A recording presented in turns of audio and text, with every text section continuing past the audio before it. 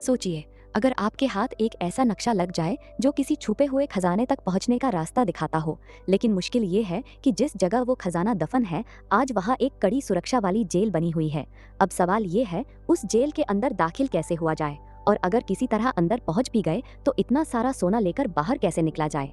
यही वो सवाल है जिसने एक नॉर्मल इंसान को ऐसी साजिश रचने पर मजबूर कर दिया। कहानी शुरू होती है जैंग नाम के एक लेखक से, जो कहानियां लिखने का शौकीन है। जैंग का एक ही सपना है, अपनी कहानियों पर एक फिल्म बनाना। लेकिन फिल्म बनाने के लिए पैसा चाहिए और जैंग की जेब फिलहाल पूरी तरह खाली है।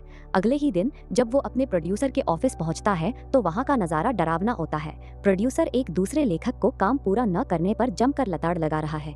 ये देखकर जैंग घबरा जाता है क्योंकि उसकी अपनी कहानी भी अधूरी है।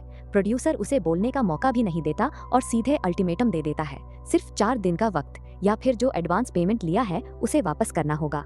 मायूस होकर जैंग घर लौटता है और काम शुरू करता है, लेकिन दिमाग है कि चलता ही नहीं। घंटों पन्ने फाड़ने के बाद हताशा में वो बियर का सहारा लेता है। तभी उसकी नज़र एक संदूक पर पड़ती है। ये उसके दादाजी की आखिरी निशानी है। उस संदूक के अंदर उसे एक पत्र मिलता है जो खास तौर पर उसी के लिए लिखा गया था। शराब के नशे में पत्र पढ़ते पढ़ते जैंग को नींद आ जाती है। उस रात उसे एक सपना आता है। सपने में उसके दादाजी उसे उस छुपे हुए खजाने का ठिकाना बताते हैं। दादाजी कहते हैं कि उन्होंने करोड़ों की कीमत का सोना अपने पुश्तैनी घर के नीचे दबाया था, लेकिन सरकार ने उस घर को तोड़कर वहां एक जेल बना दी, जिस वजह से वो उसे निकाल नहीं पाए। जैंग की नींद खुलती है। उसके सामने वही संदूक है और उसके अंदर उसे अपने दादाजी का वो नक्शा और एक सोने का सिक्का गोल्ड बिस्किट मिलता है। जब वो उस नक्शे को वर्तमान जेल के लेआउट से मिलाता है तो उसके होश उड़ जाते हैं। दोनों नक्शे बिल्कुल एक जैसे थे। अब जैंग का मिशन साफ था, उसे किसी भी तरह उस जेल के अंदर जाना होगा और अपने पुश्तैनी खजाने को ढूंढना होगा। जेल में दाखिल होने के लिए जैंग एक अजीबोगरीब तरीका अपनाता है। वो अपने पड़ोसी का लैपटॉप चुराकर उसे जानबूझकर तोड़ देता है। इस क्राइम के लिए उसे गिरफ्तार कर लिया जाता है और सीधा भेज दिया जाता है उस खतरनाक जेल में। जैसे ही वो वहां पहुंचता है, वो देखता है कि कैदी क्रैब नाम के एक साथी का जन्मदिन मना रहे हैं। थोड़ी देर बाद क्रैब जैंग के पास आता है और उसे बताता है कि उसका भी एक दोस्त हुआ करता था जिसका नाम जैंग था। इस पुरानी याद के सहारे क्रैब जैंग को अपना दोस्त बना लेता है और उसे जेल में सुरक्षित रखने का वादा करता है। कुछ समय बीतने के बाद जैंग उस बरगद के पेड़ के पास जाता है जो नक्शे में दिखाया गया था। नक्शे के मुताबिक वहाँ एक कुआं होना चाहिए था और उसी के अंदर सारा सोना दबा हुआ था। तभी एक और कैदी अंकल ली उसके पास आता है और उसे जेल की राजनीति समझाता है। जेल 2 गिरोहों में बनती है, एक क्रैब का गिरोह जो अपने लोगों को बचाता है और शांति बनाए रखता है, और दूसरा टाइगर ब्रदर टाइगर का गिरोह जो बहुत ही क्रूर है। जैंग को सलाह दी जाती है कि जेल वार्डन से तो मिलो, लेकिन इस टाइगर से बचकर रहना। लेकिन टाइगर के गुर्गे जैंग तक पहुंच जाते हैं और नए कैदियों को अपने गैंग में जबरन शामिल करने की कोशिश करते हैं। जब जैंग मना करता है तो उसे प्रताड़ित किया जाता है। जैंग को समझ आता है कि यहाँ बचने का एक ही रास्ता है, समझौता। लेकिन जैसे ही उसे टाइगर के गैंग में शामिल होने के लिए अपमानजनक रस्म थूक पीना से गुजरना पड़ता है, क्रैब वहां पहुंच जाता है। वो ऐलान करता है कि जैंग उसके साथ रहता है और अब वो उसके गिरोह का हिस्सा है। टाइगर आग बबूला हो जाता है और कसम खाता है कि वो जैंग की जिंदगी नर्क बना देगा। जेल की हकीकत अब जैंग के सामने पूरी तरह खुल चुकी थी। टाइगर के गुर्गों ने जैंग के साथ जो बर्ताव किया वो बस शुरुआत थी। उस शाम जब जैंग अपना खाना खा रहा था, टाइगर उसके पास आया। उसने जैंग के खाने में कॉकरोच डाल दिए और उसे वो खाना खाने का हुक्म दिया। ये सिर्फ एक अपमान नहीं था, बल्कि एक मनोवैज्ञानिक खेल था। क्रैब जो वहीं मौजूद था, ये सब देख रहा था। उसके और टाइगर के बीच एक भयंकर हाथापाई शुरू हो गई। इस घटना ने जेल का माहौल बदल दिया। अब साफ था कि जंग छिड़ चुकी है। अगले दिन जैंग को जेल की सफाई की ड्यूटी सौंपी गई। ये जैंग के लिए एक मौका था। काम के दौरान वो छिप छिप कर उस पुराने कुएं की तलाश करने लगा जहां उसका खजाना दबा था। लेकिन जेल इतनी बड़ी और जटिल थी कि हर कोशिश नाकाम रही। उसने हार नहीं मानी और जेल की लाइब्रेरी का रुख किया। वहां उसे एक बेहद अहम जानकारी मिली। जेल का ढांचा कुछ महीने पहले ही बदला गया था। पुराने नक्शे अब काम नहीं आने वाले थे और नए लेआउट का नक्शा जेल के फाइल रूम में ही सुरक्षित था। इसी दौरान टाइगर और उसके साथियों ने जैंग को घेर लिया और उस पर जानलेवा हमला कर दिया। शाम तक जब जैंग अपनी ड्यूटी खत्म होने के बाद भी अपने कमरे में नहीं लौटा तो क्रैब को चिंता हुई। वो सीधे टाइगर के पास गया। टाइगर ने क्रैब के सामने एक क्रूर शर्त रखी, अगर जैंग का ठिकाना जानना है तो मेरा थूका हुआ चाय पीना होगा। क्रैब, जिसने जैंग को बचाने की कसम खाई थी, अपने दोस्त की जान बचाने के लिए वो अपमानजनक शर्त भी मान लेता है। टाइगर उसे बताता है कि जैंग जेल के कचरे के डिब्बे में पड़ा सड़ रहा है। क्रैब और उसके साथी भागते हुए कचरे के ढेर तक पहुंचते हैं। जैंग वहां मौत और जिंदगी के बीच जूझ रहा था। समय रहते पहुंचने के कारण जैंग की जान तो बच गई, लेकिन क्रैब का गुस्सा 7वें आसमान पर था। उसने ठान लिया कि अब टाइगर को सबक सिखाना ही होगा। वहीं जैंग ने भी अपनी योजना तैयार कर ली। इस लड़ाई के दौरान फैले शोर और अफरा तफरी का फायदा उठाकर उसे फाइल रूम में घुसना था, ताकि वो जेल का नया नक्शा हासिल कर सके। दो गुटों के बीच जेल के अंदर एक ऐतिहासिक लड़ाई शुरू हुई। जैंग इस दौरान फाइल रूम की तरफ दौड़ा, लेकिन टाइगर के आदमियों ने उसे पकड़ लिया और बुरी तरह मारा पीटा। इस आपाधापी में जैंग के हाथ से फाइल रूम की चाबी कहीं खो गई। नतीजा ये हुआ कि टाइगर, क्रैब और जैंग तीनों को गिरफ्तार कर लिया गया और एक अंधेरी काल कोठरी डंजन में डाल दिया गया। काल कोठरी के अंदर जैंग का धैर्य जवाब दे गया। गुस्से में उसने क्रैब पर ही आरोप लगा दिया कि उसकी वजह से उसकी मुश्किलें कम होने के बजाय बढ़ गई हैं। जैंग ने क्रैब से कहा, मुझे अकेला छोड़ दो, मैं तुम्हारी इन बेकार की लड़ाइयों से तंग आ चुका हूँ। क्रैब को ये सुनकर गहरा दुख हुआ। उसने अपनी गलती मानी और जैंग को अपनी जिंदगी की सबसे बड़ी सच्चाई बताई। उसने बताया कि सालों पहले उसका भी एक दोस्त था जिसने उसे गुंडों से बचाते हुए अपनी जान दे दी थी। उसी दिन क्रैब ने कसम खाई थी कि वो अपने दोस्तों की रक्षा आखिरी सांस तक करेगा। जैंग को अपनी गलती का एहसास हुआ। उसने क्रैब से माफी मांगी और पहली बार उसे अपने जेल आने का असली मकसद, वो पुश्तैनी खजाना, बता दिया।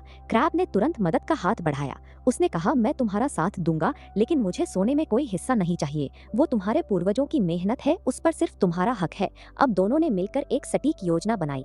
सबसे पहले फाइल रूम से नक्शा चुराना था। उन्होंने जेल के लॉन्ड्री रूम को निशाना बनाया। उन्होंने गार्ड की गर्दन पर ब्लीचिंग पाउडर छिड़क दिया, जिससे उसे खतरनाक एलर्जी हो गई। अफरा तफरी का फायदा उठाकर जैंग ने गार्ड की वर्दी चुराई और क्रैब को लेकर फाइल रूम तक पहुंच गया। फाइल रूम में घंटों छानबीन करने के बाद उन्हें वो जरूरी नक्शा मिल गया।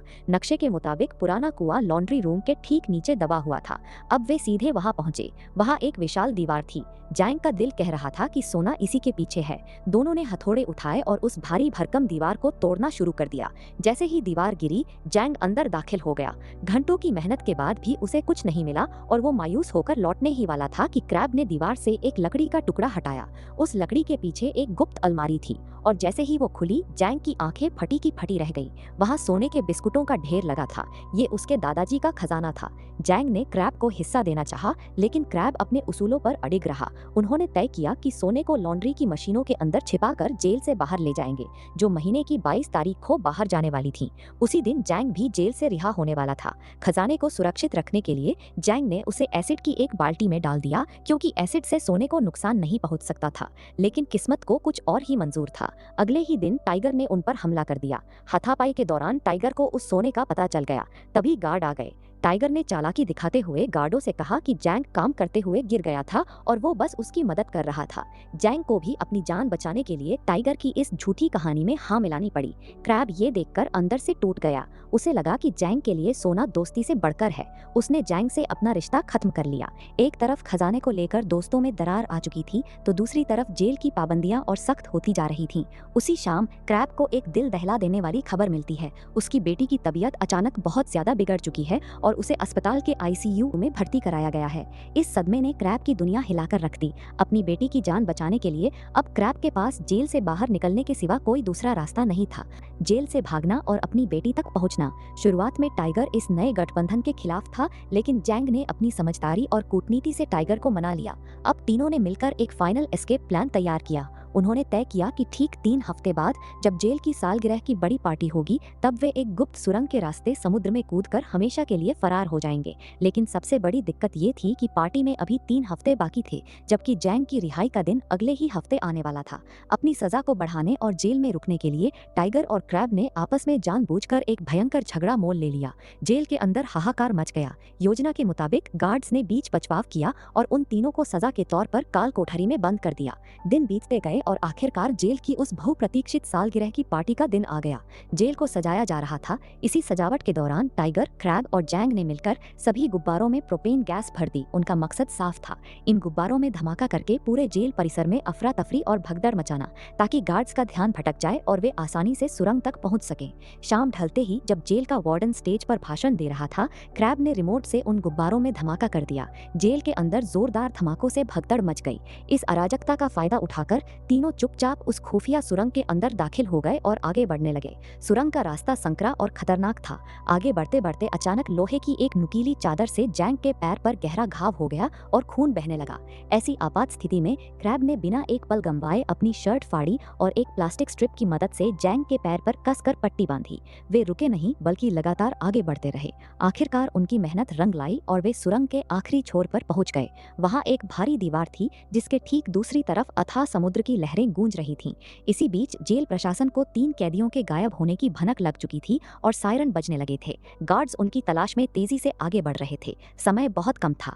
तीनों ने मिलकर सुरंग के आखिरी गेट पर बम लगाया और एक जोरदार धमाके के साथ उसे उड़ा दिया। गेट के बाहर विशाल नीला समुद्र फैला हुआ था और सुरंग के ठीक नीचे उनके लिए एक नाव पहले से तैयार खड़ी थी। नीचे उतरने के लिए रस्सी का इस्तेमाल करना था, लेकिन तभी टाइगर का असली और खतरनाक चेहरा एक बार फिर सामने आ गया। उसने अपनी शर्ट के अंदर से एक तेज धार वाला चाकू निकाल लिया। उसकी नीयत साफ थी, वह जैंग और क्रैब दोनों को रास्ते से हटाकर सारा सोना अकेले हड़पना चाहता था।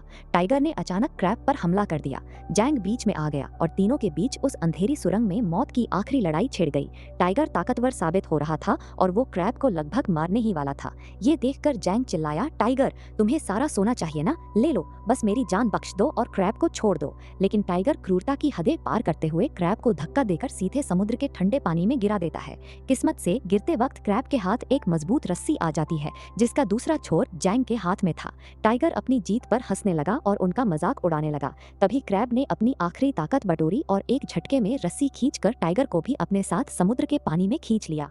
टाइगर के साथ साथ वो सारा सोना भी पानी की गहराइयों में समा गया।